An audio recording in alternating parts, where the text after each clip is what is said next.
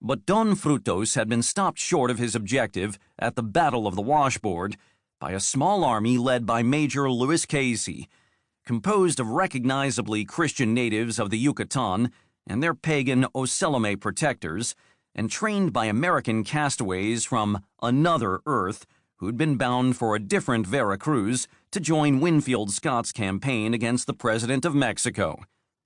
And just like this different Earth, the geography of war had changed very little. The ultimate enemy, besides the land itself and wildly ferocious predators, styled himself His Supreme Holiness, Messiah of Mexico, and by the grace of God, Emperor of the world, and ironically ruled from the same, but different, Valley of Mexico. Major Cayce's roughly 700 American survivors were no longer engaged in a political war, however, a spat between neighboring countries over past grievances and territory.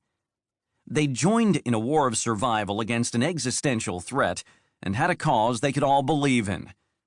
Build a strong union of threatened city-states, oppose the Dominion, and hopefully survive. The odds were very long indeed.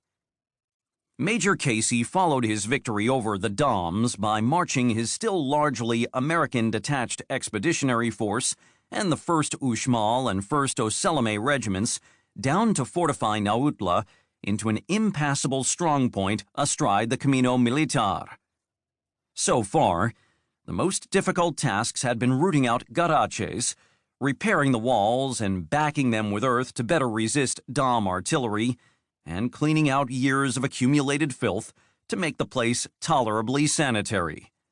The first priority in this respect had been to fill in the hopelessly fouled freshwater wells and dig new ones. Nautla was alive again in a sense, but as a formidable fort, not a city.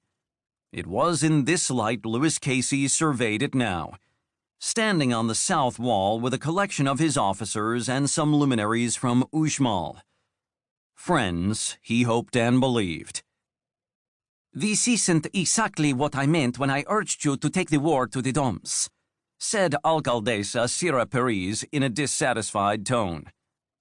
Tiny, dark, and beautiful, she'd become the ruler of Uxmal when her husband was killed in a treacherous parley before the Battle of the Washboard began.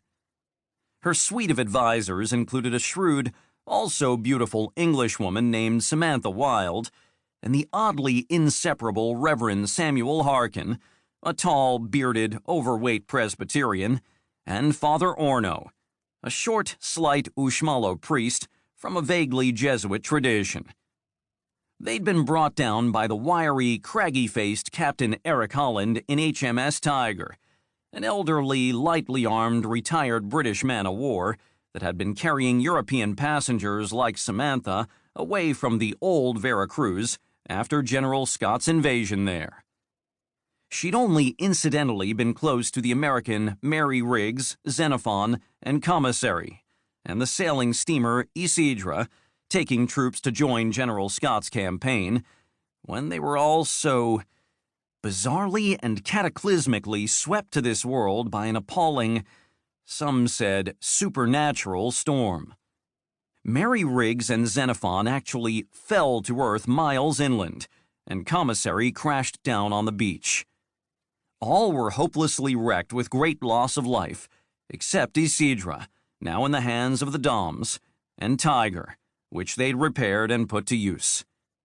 Old and decrepit on the world she came from, Tiger was the fastest, most capable ship the Allied cities had at their disposal. Sadly, most of her passengers had been carried away to safety by Isidra, and had likely been gruesomely sacrificed to the bloodthirsty underworld god of the Doms. At best, they still lived in slavery. Sira Perez was dwarfed by most around her, standing near one of the new embrasures for cannon captured at the washboard, like a bronze-skinned pixie in a dark green dress covered by gold-scale armor.